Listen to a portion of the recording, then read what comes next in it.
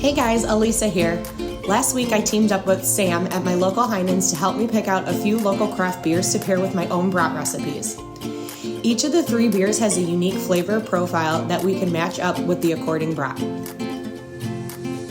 I start by preheating my grill to medium heat. Once the grill is heated through, I place the brats on for roughly 15 to 20 minutes or until cooked through.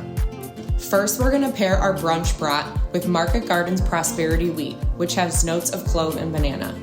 Personally, this is my favorite.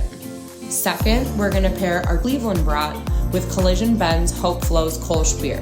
This is a traditionally easy drinking German beer.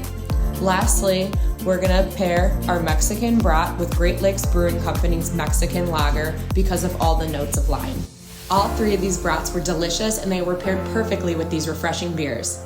Below you can find all of the recipes. Try them out and let us know what was your favorite. See you later.